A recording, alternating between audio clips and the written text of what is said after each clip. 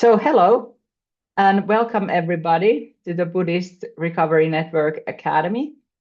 I'm Susanna and I'm joining you from Helsinki, Finland, and I will be your host today. I'm a Buddhist in recovery. I'm a Buddhist in recovery. I'm a Buddhist recovery, not like that. I'm a Buddhist in recovery from multiple addictions. I mean, you name it. I'm training for ordination at Triratna Buddhist Center, and I facilitate both 8-step recovery meetings and mindfulness-based addiction recovery courses here in Finland. And right now, I'm the vice president of the board of the Buddhist Recovery Network. And our amazing Beth is doing the tech today. So if you have any technical issues, you might want to ask. We have done a tech check. So if you don't hear the sound well, you just need to pump up the volume or use headphones. And thanks for your generosity, Beth, for doing the tech. And before we get started, we want to have announced some details about our upcoming summit that is happening in Oakland, California on October 2nd through 4th this year. And I'm going and I'm flying there from Finland. So if you are in North America, you don't have that much excuses. If your excuse is that it's too far away. Okay, I come from Finland, so you come as well. And so the early bird registration has been extended, and that this price that is there now, Beth is putting the link to the chat. So this will be the lowest price for all the programming that is included this weekend. And so it's a weekend full of talks. It's a weekend full of workshops. And then also sangha, hanging out together, eating vegetarian food, drinking coffee. Like in the recovery, people usually drink a lot of coffee or tea, and so there's a lot of action. There's some dancing also happening and stuff like that. So it's not only about talks and stuff like that. And the topic actually is radical kindness in the phase of recovery or something like that. And we will announce soon more details about some more early bird prices. And that's going to be most likely in the beginning of next week. So make sure that you're in our newsletter, that you get our newsletter and check your emails. They sometimes might go to the spam folder. So check that as well. Yes. All right. So the link is there. And there are discounted hotel stay options and stuff like that. So if you're searching for accommodation, that can be worked out as well. Okay, and then we move on to today's event. So we have a teaching offered by our academy teacher and former Buddhist Recovery Network board member, Vince Cullen. The pronouns are he and him. And the topic of the teaching is the unshakable heart. I'm going to tell a little bit practicalities, and then I move to the introductions of Vince and the talk.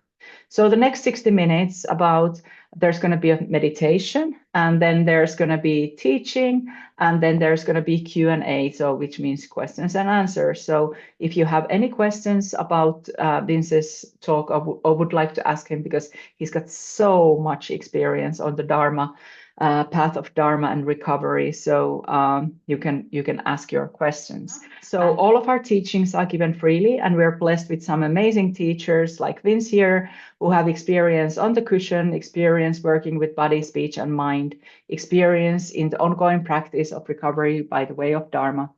And as we practice the Buddha's teaching of generosity, we invite you to give dana that will be given to support Buddhist Recovery Network and to support the teacher. You can give on one-time or recurring basis using the link that was just posted to the chat field. And we sincerely thank and bow you for your generosity. And then I would like to introduce our guest teacher for today. So our dear Vince Cullen. Vince is a secular Dharma teacher and practitioner. For many years, he has facilitated mindfulness and meditation retreats for people navigating the human struggle with craving, aversion, and the search for genuine ease. Drawing on his own lived experience enjoying 30 alcohol-free years, he retrieves practical insights from the early Buddhism to help individuals build a realistic path toward flourishing. He is the creator of the RAFT and MARA acronyms, highly practical frameworks designed to investigate the heart and mind to resolve the existential friction and conflicts of daily life. So who of us doesn't need that, right?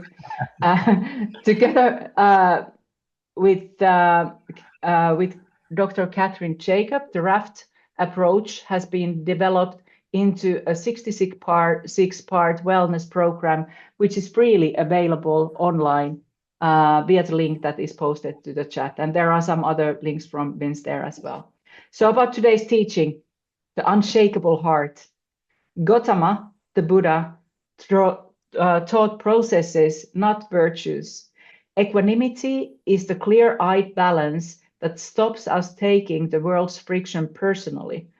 Resilience is the active staying power to endure that friction without striking out. And forgiveness is their most radical byproduct. In this unsentimental talk, Vince reframes equanimity as grounded awareness, resilience as a practical capacity of a regulated nervous system, and forgiveness as a radical act of intelligence. Drawing on secular dharma and evolutionary psychology, he explores how our basic survival instincts to protect, to promote, and to satisfy map directly onto Buddhism's 3 types of craving, trapping us into a state of existential friction that fuels resentment, shame, and defensive living. The talk offers a practical way out, not another set of rules to live up to, but a way to settle the nervous system so the heart no longer has to fight reality. Oh, super interesting. Thanks for being here, Vince, and let's get started. The screen is all yours. Thank you for saying that. I couldn't have said it better myself. So welcome everyone. It's great to be here. It's great to have everyone here. We're going to do a 15-minute or around 15-minute meditation inspired by a talk that Gotama, the Buddha, gave to his 18-year-old son. His 18-year-old son was a bit lost and confused, and he told his son to meditate in tune with the earth, or what's said to be a peacefulness of earth meditation. So I'm going to start the meditation 1 bell. I'm going to end the meditation with 3 bells, but I'll also end it verbally as well, so you know it's coming to an end.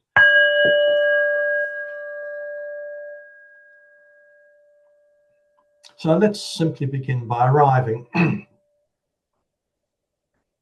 You don't have to achieve anything in the next few minutes. There's nothing to fix and there's nowhere to go. This is time to stop thrashing around for a while. You might find a posture that feels steady and awake. You might close your eyes.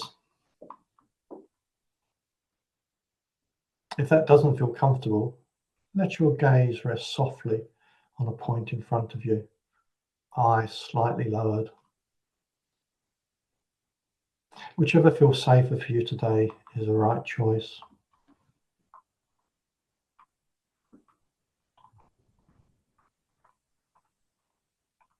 Let the body settle. Let the shoulders drop back a little. Let the jaw soften. There's no need to hold yourself up rigidly. The chair or the floor is doing that for you.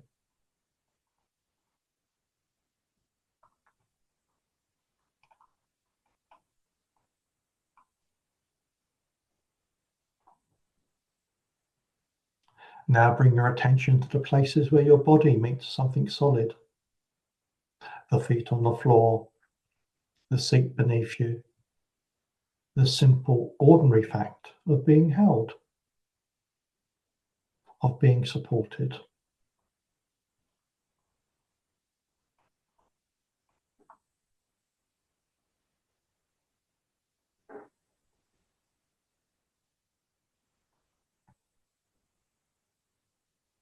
Notice the weight of the body. Gravity is doing something very kind here. It's drawing you down towards the earth, asking nothing of you in return. You don't have to grip. You don't have to brace. You can simply let your weight be received.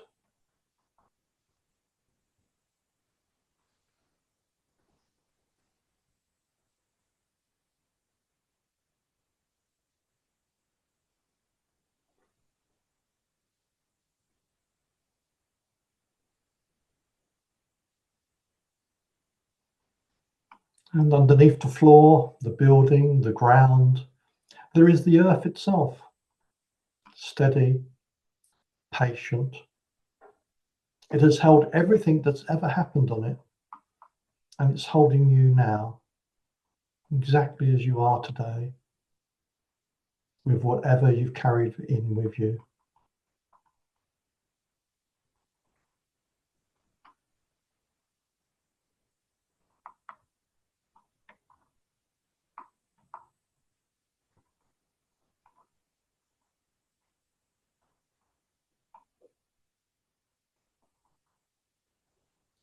Feel, if you can, that sense of being supported from below, letting the earth take the weight that you've been holding in your own muscles.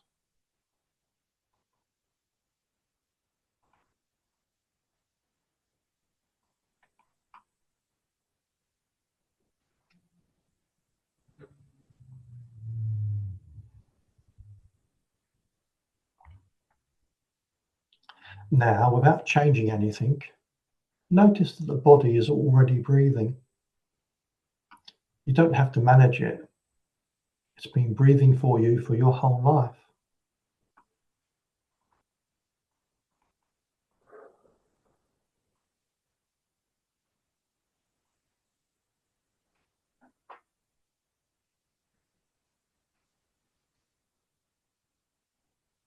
Just feel the breath arriving and leaving, perhaps the cool air at the nostrils, or the gentle rise and fall lower down. Find wherever the breath is easiest to feel and rest your attention lightly there.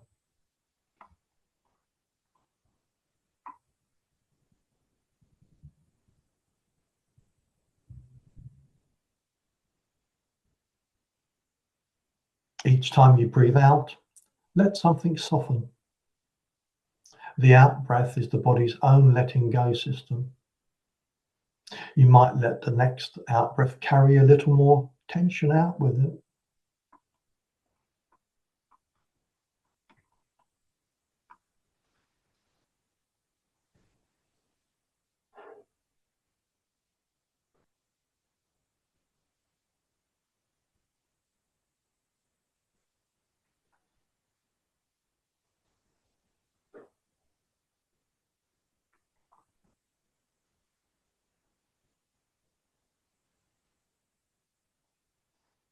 If the mind wanders off into planning, into a memory, into a worry, that's completely fine.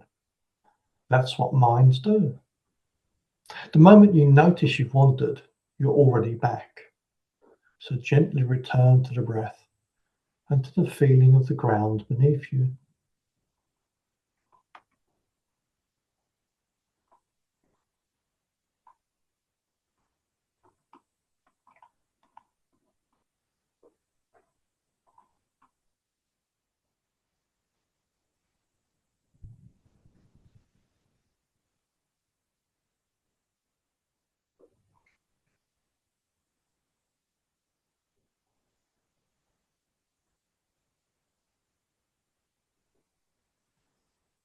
Now let the attention open out a little. You don't have to hold tightly to the breath. Just rest in the whole of it. The body, breathing, held and supported by the ground.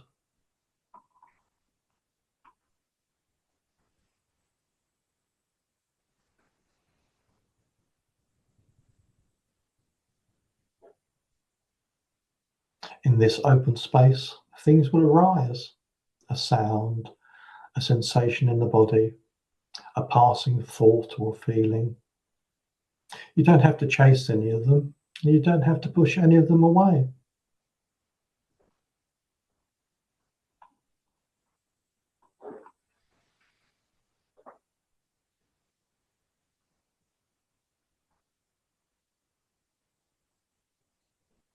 There's a quality the earth has that we can borrow here.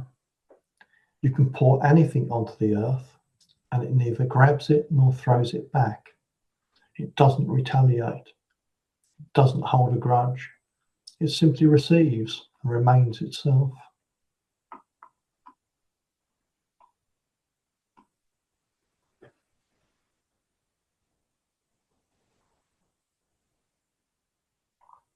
So whatever arises in the next moments, let it land on the ground of your awareness, the way that rain lands on the earth, arriving, received, passing. You don't have to do anything about it.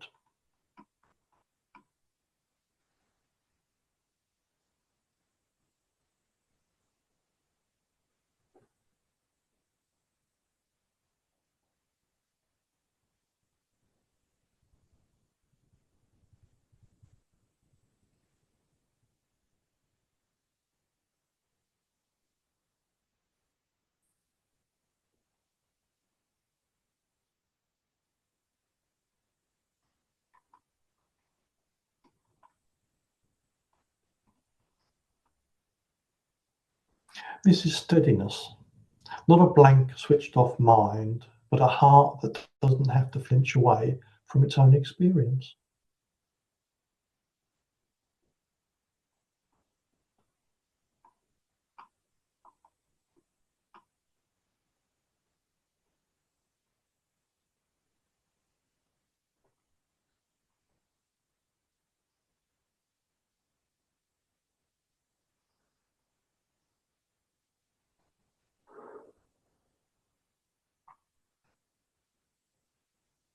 If it feels right for you, you might let your hands rest palms upwards, open, on your knees or in your lap.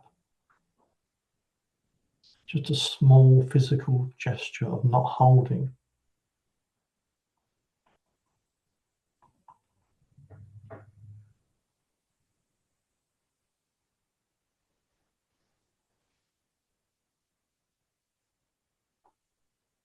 Notice the hold on to anything, a grievance, a craving, the guilt or shame we turn against ourselves, a story about how today should have gone. The hand has to close. An open hand can't grip. It can only receive, not hold on, just let go.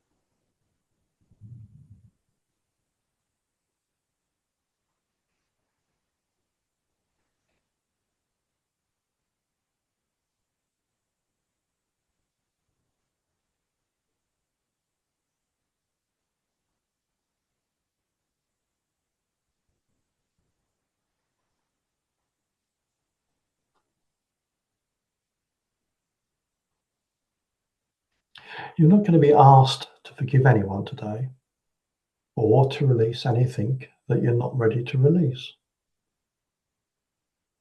This is just a rehearsal, a reminder that the hand can open, that putting something down is always available to you.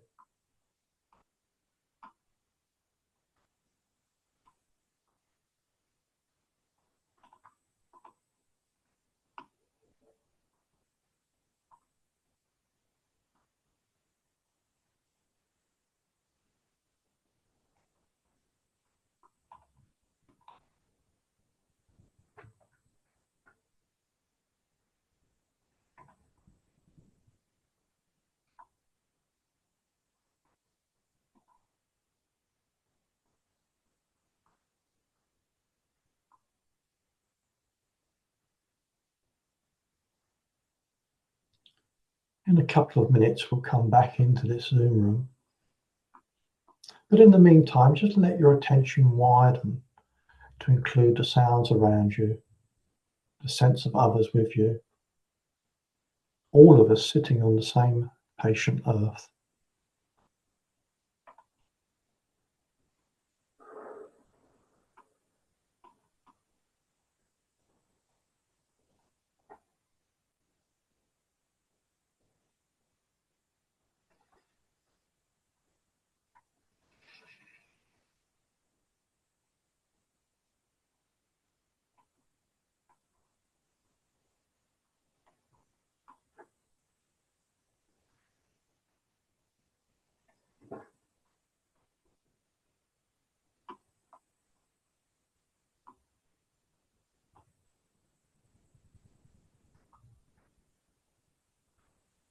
Before I ring the bell 3 times to end our In Tune with the Earth meditation, you might take a slightly fuller breath if you'd like to.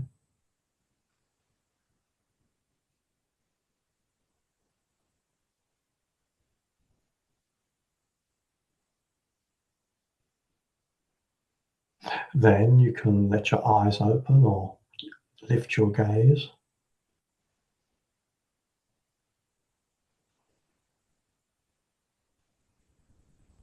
And as we move into today's talk, you might carry one small intention with you: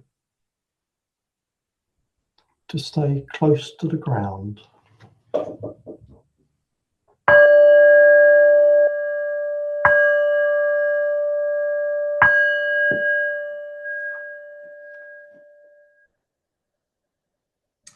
Welcome back.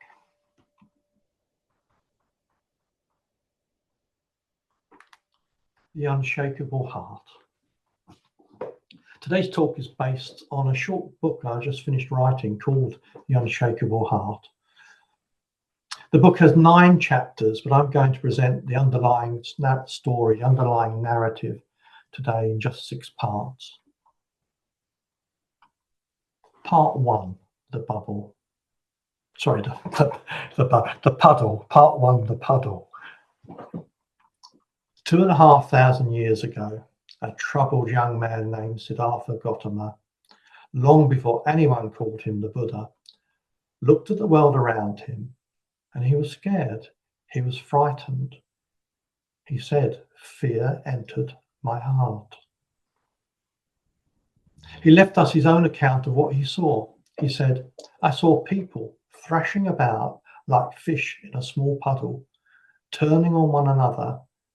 And he said, "I saw nothing stable in the world. Everywhere, all things were changing."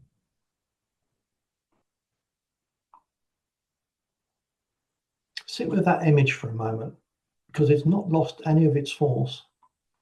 A puddle in the sun, the water is evaporating, the mud is thickening, the oxygen is running out, and the fish trapped inside the puddle grows frantic, fighting for the deepest spot, keeping every other fish away from what's left. From the outside, that looks like aggression. It looks like selfishness. But from inside the puddle, it isn't a moral failing at all. It's a survival reflex. The fish isn't bad. The fish is terrified. I want to suggest today that most of us, most of the time, are that fish. We're trying to live a 21st century life with a nervous system that was built for prehistoric wilderness. A nervous system whose entire job is to keep us alive in a puddle that always feels like it's shrinking. And here's the thing I think Gotama understood more clearly than almost anyone before or since. He didn't respond to this by handing out a list of virtues to live up to. He wasn't interested in making us into good people through sheer effort. He taught processes, not virtues. He charted a way to settle the human nervous system so that it no longer needs to fight reality. And that's what I want to talk about today. 3 of those processes and how, when woven together, they make a heart that can't easily be knocked over. Equanimity, resilience, and as their most radical byproduct, forgiveness. Let me say straight away what I mean by that word, because it's the most loaded of the 3, and I don't want it sitting in this room meaning the wrong thing for the next 20 minutes. When I say forgiveness, I don't only mean pardoning someone who's wronged you, though it can mean that. I mean something wider and far more practical. I mean relinquishment, the simple act of putting down anything that burns the hand that holds it. Resentment, anger, ill will, hatred. And just as often, perhaps more often in a room like this one today, the versions we turn against ourselves. Self-hatred, guilt, shame. The old conflict with someone else, yes, but also the inner conflict that never seems to end. So wherever there's a hot coal that needs putting down, inside or out, that's the forgiveness I'm pointing at. That's the relinquishment I'm talking about. It's far less about absolving anyone else than about no longer burdening ourselves. But true relinquishment goes deeper than putting down resentment. It is noticing the grip itself is what burns. Equanimity and resilience show us we're safe enough to open the hand and to choose not to pick up the hot coal again. And at its furthest reach is the loosening of the deepest grip of all, the craving for things to be other than what they are, the grasping, the aversion, and the confusion that keep us thrashing in the puddle. And if the puddle is where we start, these 3 processes are how we get out of it, though not in the way you might think, because here's a puzzle worth sitting with. We are the fish in the puddle, and a fish doesn't escape a shrinking pool by finding dry land. For a fish, that would be the end. A fish escapes by finding deeper water. So our instinct always is to crave more water, more security, more whatever we think will finally settle us. But that craving, the wish that things be other than what they are, is itself the puddle, and straining to escape the puddle is still floundering in the puddle. So the early texts point somewhere stranger. They don't say swim harder or grow legs. They say stop needing the water to be different at all. And when that one wish falls away, you don't get a better puddle or triumphant escape. You get a being for whom the whole struggle, get more or get out, has lost its grip. The texts have a name for that. They call it the safe shore. Now hold on to that image, the safe shore, because it's where we're headed today. And at the very end of the talk, I'll tell you a surprising thing that I've learned recently about it. Part 2, the 3 drives. Let's start with the puddle itself, with the biology, because if we don't understand the machinery, we'll keep mistaking it for a character flaw, a character defect. Our survival nervous system runs on 3 primal drives: the drive to protect our safety, the drive to promote our status, and the drive to satisfy our appetites. In a prehistoric world, all 3 were a gift. Threats were physical and immediate, so we needed to protect. Your place in the group was the difference between eating and not eating, so status, promotion, mattered enough to die for. And resources were genuinely scarce, so the drive to satisfy, to grab, and to consume kept you alive. The trouble is, the wilderness is gone. but the wiring isn't. So now the same three drives misfire all day long. A sharp email, a perceived slight, someone moving too slowly at the checkout. The nervous system files all of them under danger. The chest tightens, the breath shortens, and we're flooded with a biological overreaction to what is, in fact, a fairly mundane, everyday social event. Now, to anyone who's lived through the struggle with craving, this is not abstract, because Gotama looked at exactly these three drives, and he saw that they are the cause of unnecessary pain and suffering. He named what happens when these three drives run unchecked. He called them tanha, or unquenchable thirst. The drive to protect warps into a craving to escape or destroy whatever threatens us. The drive to promote warps into a craving to lock down a fixed identity. The rank, the recognition, the approval we mistake for a self. And the drive to satisfy warps into a craving for the next hit of pleasure that will, this time, finally be enough. Strip it all back, and all three are the same move. The three drives are three refusals with the way things are. Three arguments with the basic pattern of things. Protect says no to loss. Promote says no to being no one. Satisfy says no to the ache that nothing fills. Once a drive goes past survival and hardens into a demand, it is set itself against reality. And reality wins every time. In the early text, there's a figure that captures this perfectly, the hungry ghost. Traditionally drawn with a tiny, needle-thin neck and a huge, bloated but empty belly, it can never get enough down its throat to fill the hole. It's defined entirely by what it lacks. It's always scanning for what's missing, always defending what little it thinks it has. I think the hungry ghost is the most honest portrait of craving ever made. It whispers that we're not safe yet, that one more thing will settle it. And when we can't find a real nourishing connection to quiet that ache, we'll bond with whatever's available. A habit, a substance, a grievance, even our own anger. We form substitute relationships, and a substitute, by definition, never satisfies. Here's an interesting part, and it's worth naming plainly. Gotama distinguished between two arrows. The first arrow is a genuine misfortune that lands in any life.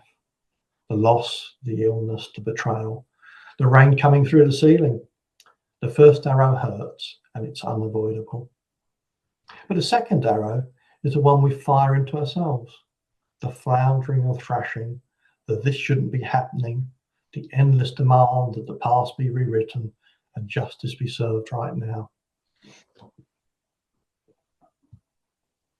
The first arrow is pain, the second arrow is suffering, and the second one we supply ourselves. So the whole question of a steady heart comes down to this. Can we learn to stop firing the second arrow? That's where these three relinquishing processes come in. So part 3, equanimity as grounded awareness. The first of these three relinquishing processes is equanimity. And I want to rescue this word because it sounds like not caring. People hear equanimity and picture cold indifference, a serene person who stopped caring. That's not it at all. In fact, that detachment is what traditionally is called the near enemy of equanimity. It looks like balance, but really it's just a fear of feeling. Real equanimity is something much more useful. It's grounded awareness. It's the clear-eyed capacity to look at the existential friction of life and recognize it for what it is. Conditioned, impersonal, not actually about you, so you don't take the world's roughness as a personal attack. The shift equanimity produces is small and enormous at the same time. It's the shift from why me to why not me? What on earth made me think that I'd be the exception? The one person in the whole universe that life agrees to go smoothly for. Let me give you an ordinary example, because equanimity isn't a mountaintop state. It lives in the small moments of life. I was in London recently on a crowded train, on my way to meet a friend for lunch. Bodies were pressed in close. It was noisy, the little aggressions of shared space.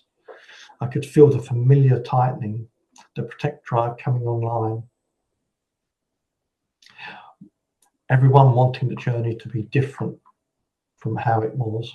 So I wanted the journey to be different from how it was. And then something shifted.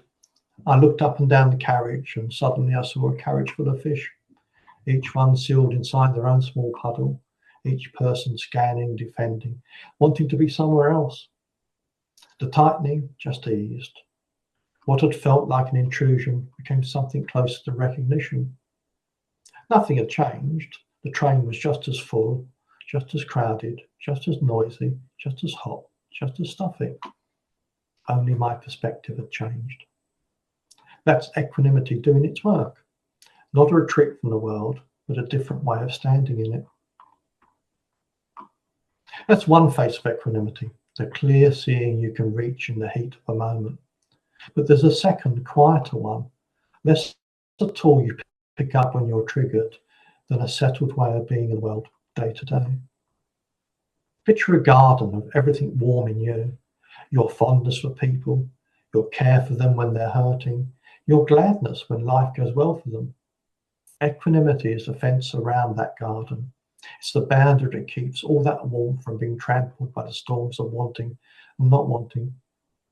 So your care doesn't tip into clinging when someone's close, or sour into resentment when they let you down.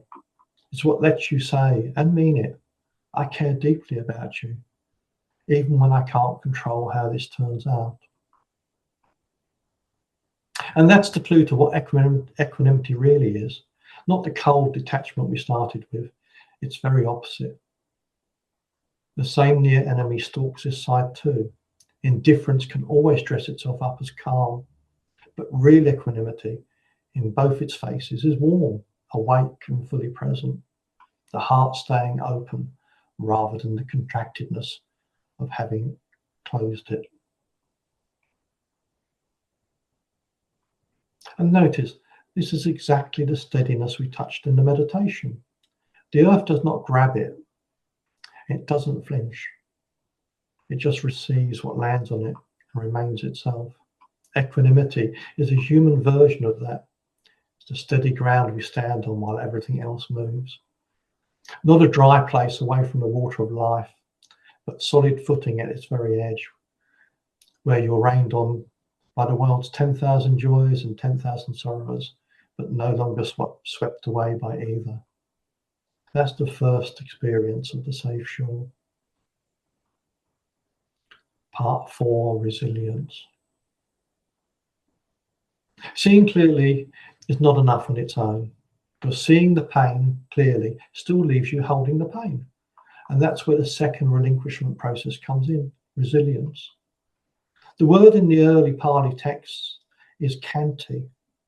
It usually gets translated as patience or forbearance, which I think is far too passive. Sounds like gritting your teeth and waiting for it all to be over. A better translation is active staying power, the capacity to stay present with something difficult, to hold the raw heat of it without striking out or without shutting down. Now, there's a counterfeit version of this that we have to watch out for, because it's the near enemy of resilience, and it's everywhere, especially, I'd say, in recovery. It's white knuckling, the clenched jaw, the grim endurance. I'm getting through this even if it kills me. White knuckling looks like strength, but it's really suppressed hostility. The nervous system locked in high alert. It's a brittle thing, and brittle things break. True resilience isn't a clenched fist. It's a regulated nervous system, a mind, heart, body that has learned it can meet discomfort without going into panic. There's a difference between holding your breath underwater and learning to breathe. Why does this matter so much? Because of the hot coal. There's a 5th century teacher, Buddha, who gave us the bluntest, truest image of resentment I know. He said that harboring resentment is like picking up a glowing live coal with the intention of throwing it at someone else. Now, the other person may or may not get hit, but the person holding the coal, they're guaranteed to be burned. That's resentment exactly.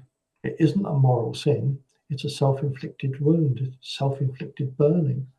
It's the hungry ghost trying to digest a dead memory and only scorching its own throat in the process. The coal is the second arrow made holdable. The second arrow of suffering, the suffering we add on top of our pain, is every reactive demand that things be other than what they are. Resentment is the form of it you can grip. Fire the arrow or clutch the coal, the burn is still your own. I've had some practice with this, unfortunately. A few years ago, I put my life savings into building a retreat centre in rural Ireland, a place called Nalagiri House. Sadly, within a year, through professional negligence and a demolition that should never have happened, my home was turned into a dangerous, uninsurable ruin. 17 rooms reduced to a damp kitchen and a bedroom. Most of the roof is gone. Many of the floors are open to the Irish weather. I sat in this rubble for a long time, firing the second arrow of suffering into myself over and over, picking up the hot, cold resentment. The demand that justice be done, that the universe correct itself, and that the past be other than what it was. Living in that ruin without shutting down into resentment, that took raw, sustained resilience. Not the white knuckle kind. The kind that can hold the heat of a real loss without needing to throw it at anyone. And that capacity to hold it, it turned out, was the doorway to the third relinquishing process. Part 5, forgiveness as a radical act of intelligence. This brings us to the relinquishment born of forgiveness. And I need to be careful here because this is the most misunderstood word of the 3. Let me say first what forgiveness is not. It's not saying that the harm didn't matter. It's not a weakness. It's not a moral duty you owe the person who hurt you. And it's absolutely not the same as reconciliation. It does not require you to invite harm back into your life. You can forgive someone completely and yet never speak to them again. You can forgive someone who's died. Setting a firm boundary isn't a failure of forgiveness. It's resilience in its most practical form. So what is it? Here's how I put it. Forgiveness is simply the moment you finally put the hot coal down. It's the unclenching. It's the letting go. The release of resentment, anger, and ill will that you've been carrying, not for the other person's sake, but because your own hand is on fire. Forgiveness is what an intelligent person does when they realize that holding on is only burning them. That's why I call it a radical act of intelligence, not a virtue. You don't need to be a saint. You just need to notice that the coal is burning you and stop holding it. And here's the part that took me years to understand and that completely reshaped how I teach. Forgiveness can't be willed. You cannot grit your teeth and force yourself to forgive. When the nervous system is brittle and under threat, forgiveness is simply not available. The heart, mind, and body won't allow it, which means forgiveness isn't the first move, it's the last one. It's an emergent property, what naturally happens when the other 2 are in place. You cultivate equanimity so you can see the harm clearly and stop taking it personally. You build resilience so you can hold the heat without striking out. And only then, when the ground is finally steady enough, does the hand open on its own. Not because you forced it, because you no longer needed to hold it. There's a beautiful detail in the language here that I can't resist sharing. The Pali word for forgiveness is kamal, and it shares its root with kanti, resilience. But kamal has a second meaning.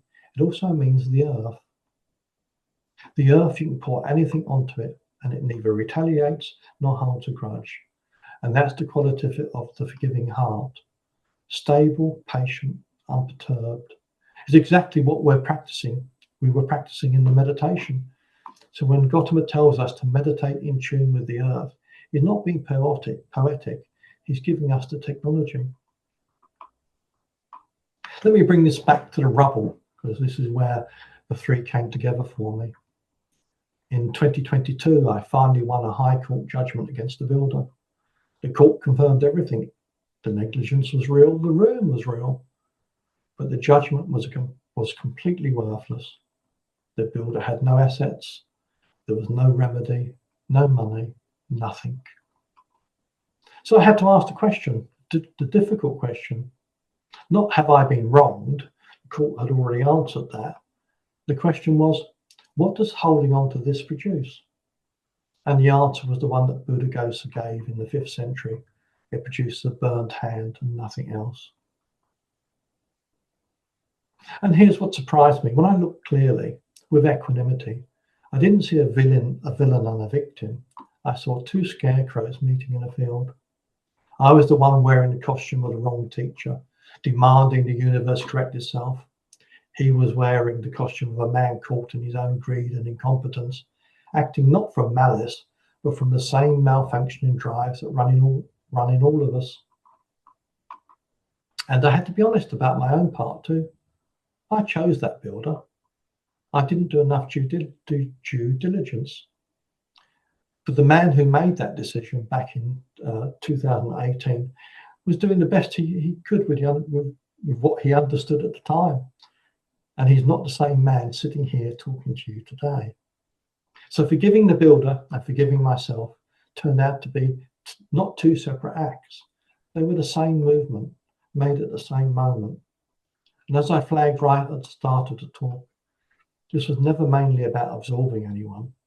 The negligence is still his. The ruin is still a ruin. What changed was that I stopped carrying it. And in doing so, I was saying, I set you free. I release you. And I set myself free. I release myself. Both. Neither is complete without the other. Part 6. The safe shore. So what was left once the coal had been put down? I'll tell you what was left. I packed a bag.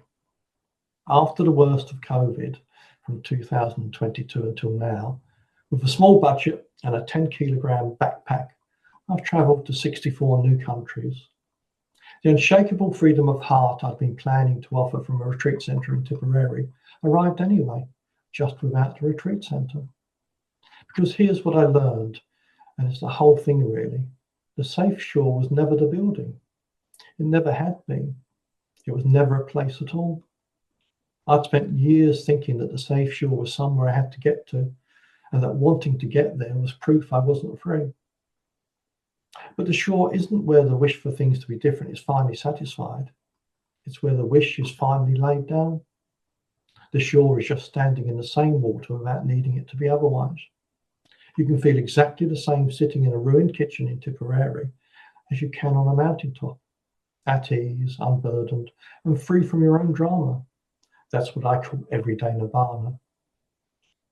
And the rubble, by the way, is still here. I'm sitting in it. The building is still a ruin. It's the same puddle, but there's no second arrow. My morning coffee tastes good. The heart is at ease.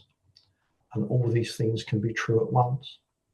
I want to be honest with you about what this is and isn't, especially in a room full of people who know recovery from the inside. This is not a permanent state of perfection. We're wired for survival, which means the reflex will fire again. I'll still feel flashes of anger. I'll still pick up the hot coal. Sometimes the practice isn't never feeling the heat. The practice is maintenance, shortening the gap between picking up the hot coal and noticing that it's burning you. At the start, you might hold a grievance for 10 years.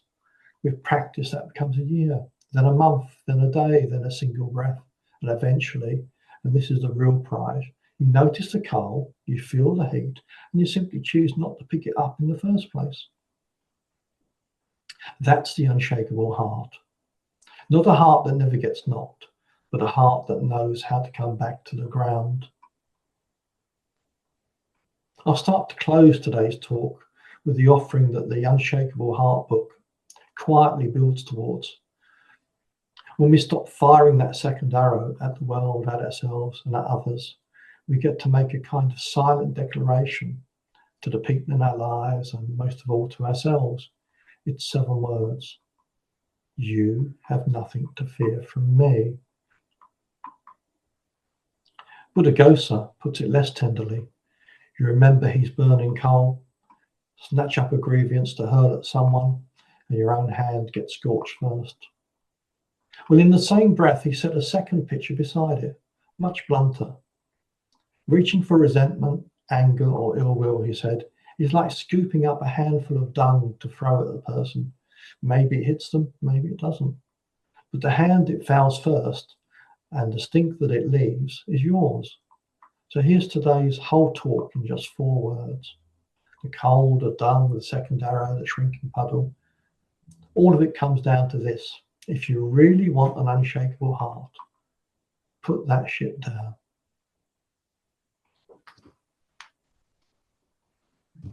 Wow, Vince, that was beautiful and so rich. Please, people, you see the react thing at the bottom of the screen. So send your reactions and applaud. This is applaud in Zoom. Any way you want. You can also write in the chat what you think about it. Yes, so Vince, you see all these. That was a beautiful teaching and so clear and practical. And now when I look at the clock, we have a couple of minutes before we start wrapping up. So if there is a question from somebody, we can take that, but then we will move to closing after that.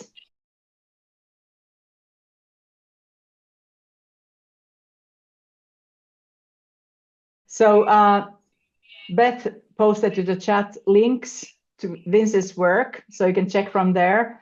I can read these feedback. So yeah, Lisa is saying, also, yeah. God, I was going to say there's also a link there. The Instagram link to Kapakoi 100 is my travels, yeah. My recent travels.